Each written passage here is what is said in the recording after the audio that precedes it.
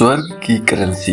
ये कहानी एक बहुत ही जिद्दी पैसे वाले आदमी की है। ये आदमी बचपन से ही बहुत जिद्दी और कम्पिटिटिव माइंडसेट का था। वो जब कोई भी चीज करने की ठान लेता तो उसके पीछे पड़ जाता और कभी भी हार नहीं मानता। इसी स्वभाव के चलते 50 की उम्र तक आते आते उसने कई कंपनियां खोल दी थी और अब वो शहर का सबसे बड़ा उद्योगपति बन चुका था। उसकी कंपनियों में हजारों लोग काम करते थे।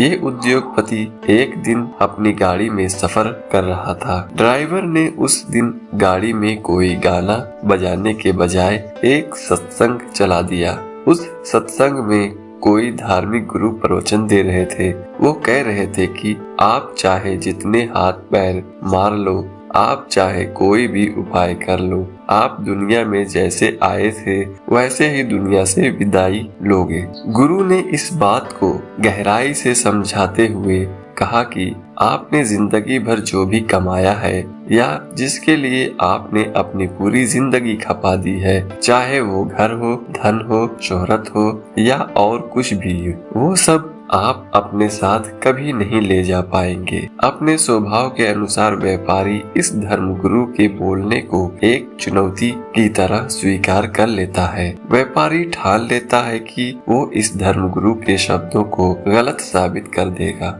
वो कुछ ऐसा करेगा कि वो अपना कमाया हुआ धन मरने के बाद भी अपने साथ लेकर जाएगा। उस दिन से उद्योगपति दिन रात यही सोचने में लग जाता है कि वो क्या करे जिससे वो इस चुनौती को जीत पाए। कुछ दिन बीत जाते हैं लेकिन उसे कोई भी ऐसा उपाय नहीं मिलता जिससे वो उस धर्मगुरु की बात को गलत साबित कर पाए। काफी सोचने समझने के बाद वो तय करता है कि वो अकेला ज्यादा नहीं सोच पाएगा, इसलिए उन सभी लोगों को दिमाग का इस्तेमाल करना सही होगा जो उसकी कंपनियों में काम करते हैं।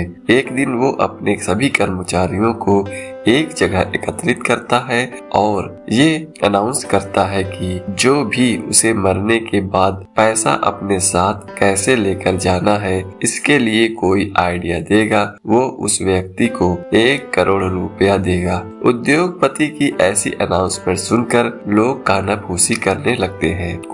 कई लोग इसे एक मजाक समझते हैं और कई लोग सोचते हैं कि उद्योगपति का दिमाग खराब हो गया है, उसका मानसिक संतुलन बिगड़ गया है। उस दिन उद्योगपति वापस अपने घर चला जाता है। 1 हफ्ता बीत जाने पर भी जब कोई भी उसे कोई आइडिया देने के लिए नहीं आता है तो वो फिर से एक बार सभी को इकट्ठा करता है और इस बार आइडिया देने वाले को 5 करोड़ देने का वादा करता है। अब की बार यह बात उसके कर्मचारियों तक न सीमित रहकर पूरे शहर में फैल जाती है। अगले दिन एक अनजान आदमी उस उद्योगपति के घर पहुंच जाता है। वो कहता है कि मैं आपको वही आइडिया देने वाला हूँ जो आप चाहते हैं, लेकिन उसके लिए मेरे कुछ सवालों के जवाब आपको देने होंगे। उद्योगपति की आंखों में चमक आ जाती है। वो सोचता है कि आखिरकार मुझे कोई उपाय मिल ही गया। उद्योगपति उस आदमी से कहता है,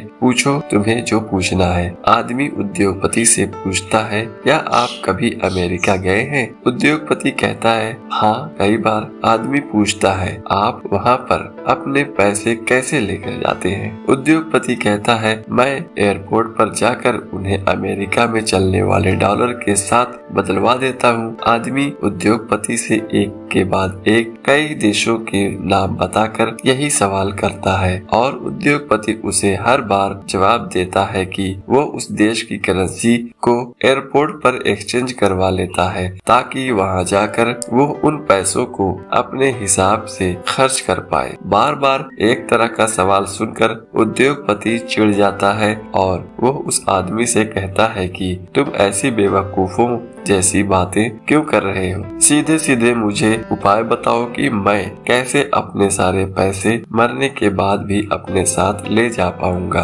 आदमी कहता है, यही तो मैं कब से आपको समझाने की कोशिश कर रहा हूँ। जैसे आप इस देश से पैसे दूसरे देश में इस्तेमाल करने से पहले उस देश के पैसों के साथ एक्सचेंज करवाते हैं, वैसे ही आपको मरने से पहले अपने सारे पैसे स्वर्ग की करेंसी के साथ एक्सचेंज करवाने पड़ेंगे और स्वर्ग की करेंसी है पुण्य। आप अपने पैसों का इस्तेमाल ऐसे कामों में कीजिए जिनसे पुण्य मिलता है। बस यही एक तरीका है जिससे आप अपना कमाया सारा धन अपने साथ मरने के बाद भी ले जा सकते हैं। उद्योगपति को उस आदमी की बात समझ में आ जाती है। वो उसे उसके हिस्से का इनाम देता है और अपना बाकी का सारा जीवन दान धर्म और गरीब लोगों की सेवा में लगा देता है। कहानी पसंद आई हो तो लाइक करें, चैनल को सब्सक्राइब करें और कमेंट में अपनी राय जरूर दें।